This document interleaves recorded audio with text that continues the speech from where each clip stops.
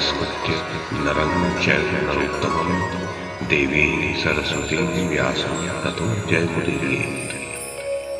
ओम नमो भगवते वासुदेवाय, ओम नमः पितामहाय, ओम नमः प्रजापतिभ्यः, ओम नमः कृष्णद्वैपायनाय, ओम नमः सर्वविघ्नविनायकेभ्यः।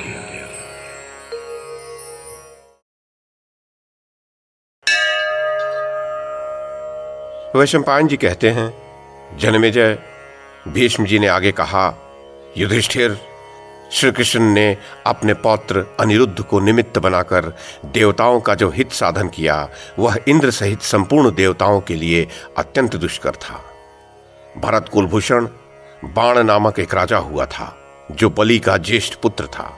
वह महान बलवान और पराक्रमी होने के साथ ही सहस्त्र भुजाओं से सुशोभित था। बाणासुर ने सच्चे मन से बड़ी कठोर तपस्या की। उसने बहुत वर्षों तक भगवान शंकर की आराधना की। महात्मा शंकर ने उसे अनेक वरदान दिए। भगवान शंकर से देव दुर्लभ वरदान पाकर बाणासुर अनुपम बलशाली हो गया और शोणितपुर में राज्य करने लगा। पांडुनंदन, बाणासुर ने सब देवताओं को आतंकित कर रखा था। उसने इंद्र आदि सब देवताओं को जीतकर कुबेर की भांति दीर्घ काल तक इस भूतल पर महान राज्य का शासन किया।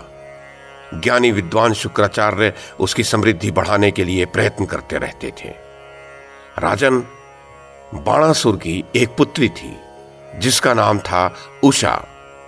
संसार में उसके रूप की तुलना करने वाली दूसरी कोई स्त्री नहीं थी।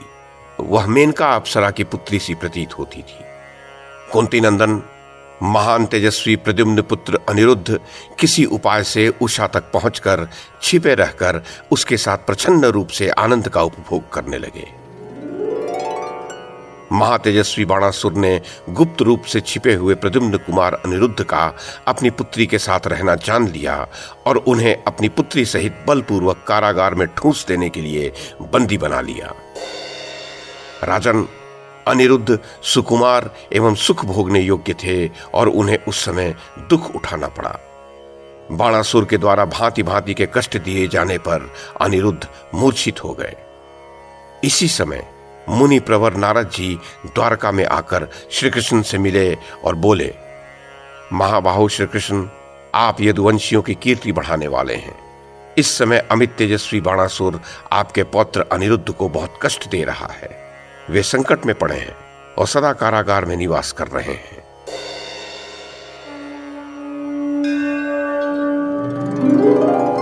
वैशंपायन जी कहते हैं, जन्मेजय, भीष्म जी ने कहा, राजन, ऐसा कहकर देवर्षि नारद बाणासुर की राजधानी शोणितपुर को चले गए। नारद की बात सुनकर भगवान श्री कृष्ण ने बलराम जी और महातेजस्वी प्रद्युम्न को बुलाया और उन दोनों के साथ वे गरुड़ पर आरूढ़ हो क्रोध में भरकर बाणासुर के नगर की ओर चल दिए। महाराज, वहां जाकर उन्होंने बाणासुर की पुरी को देखा जो तांबे की चार दीवारी से घिरी हुई थी तथा चांदी के बने हुए द्वार उसकी शोभा बढ़ा रहे थे। वह पुरी स्वर्ण में प्रासादों से भरी हुई थी और मुक्तामणियों से उसकी विचित्र शोभा हो रही थी। उसमें स्थान स्थान पर उद्यान और वन शोभा पा रहे थे। वह नगरी नृत्य और गीतों से सुशोभित थी। वहां अनेक सुंदर फाटक बने हुए थे।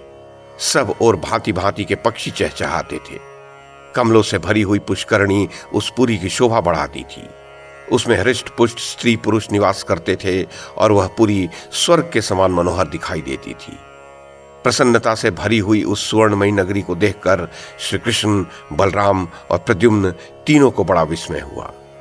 बाणासुर की राजधानी में कितने ही देवता सदा द्वार पर बैठकर पहरा देते रहते थे। राजन, भगवान शंकर, कार्तिकेय, भद्रकाली और अग्नि, ये देवता सदा उस पुरी की रक्षा करते थे। युधिष्ठिर, श्री कृष्ण ने अत्यंत कुपित हो पूर्व द्वार के रक्षकों को बलपूर्वक जीतकर भगवान शंकर के द्वारा सुरक्षित उत्तर द्वार पर आक्रमण किया। वहां महान तेजस्वी भगवान महेश्वर हाथ में त्रिशूल लिए खड़े थे। जब उन्हें ज्ञात हुआ कि भगवान श्री कृष्ण मुंह बाए काल की भांति आ रहे हैं, तब वे महाबाहु महेश्वर बाणासुर के हित साधन की इच्छा से बाण सहित पिनाक नामक धनुष हाथ में लेकर श्री कृष्ण के सम्मुख आए। तदनंतर भगवान वासुदेव और महेश्वर परस्पर युद्ध करने लगे। उनका वह युद्ध अचिंत्य, रोमांचकारी तथा भयंकर था। वे दोनों देवता एक दूसरे पर विजय पाने की इच्छा से परस्पर प्रहार करने लगे। दोनों ही क्रोध में भरकर एक दूसरे पर दिव्यास्त्र का प्रयोग करने लगे। तदनंतर श्री कृष्ण ने भगवान शंकर के साथ 2 घड़ी तक युद्ध करके महादेव जी को जीत लिया तथा द्वार पर खड़े हुए अन्य शिवगणों को भी परास्त करके उस उत्तम नगर में प्रवेश किया। पांडुनंदन पुरी में प्रवेश करके अत्यंत क्रोध में भरे हुए श्री जनार्दन ने बाणासुर के पास पहुंचकर उसके साथ युद्ध छेड़ दिया। भरत श्रेष्ठ, बाणासुर भी क्रोध से आग बबूला हो रहा था। उसने भी युद्ध में भगवान केशव पर सभी तीखे तीखे अस्त्र शस्त्र चलाए। फिर उसने उद्योग पूर्वक अपनी सभी भुजाओं से उस समरांगण में कुपित हो श्री कृष्ण पर सहस्त्रों शस्त्रों का प्रहार किया, परंतु श्री कृष्ण ने वे सभी शस्त्र काट डाले। तदनंतर भगवान ने 2 घड़ी तक बाणासुर के साथ युद्ध करके अपना दिव्य उत्तम चक्र हाथ में उठाया और अमित तेजस्वी बाणासुर की सहस्त्र भुजाओं को काट दिया। महाराज, तब श्री कृष्ण द्वारा अत्यंत पीड़ित होकर बाणासुर भुजाएं कट जाने पर शाखाहीन वृक्ष की भांति धरती पर गिर पड़ा। इस प्रकार बलिपुत्र बाणासुर को रणभूमि में गिराकर श्री कृष्ण ने बड़ी उतावली के साथ बंदी गृह में पड़े हुए प्रद्युम्न कुमार अनिरुद्ध को छुड़ा लिया। पत्नी सहित अनिरुद्ध को छुड़ाकर भगवान गोविंद ने बाणासुर के सभी प्रकार के असंख्य रत्न हर लिए। उसके घर में जो भी गोधन अथवा अन्य किसी प्रकार के धन मौजूद थे, उन सबको भी ऋषिकेश ने हर लिया। फिर वे सब रत्न लेकर मधुसूदन ने शीघ्रतापूर्वक गरुड़ पर रख लिए।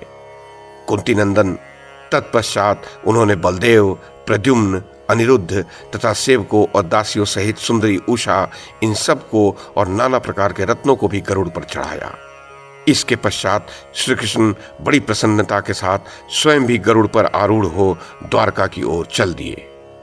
अपनी पूरी द्वारका में पहुंचकर वे यदुवंशियों के साथ ठीक वैसे ही आनंद पूर्वक रहने लगे जैसे इंद्र स्वर्गलोक में देवताओं के साथ रहते हैं।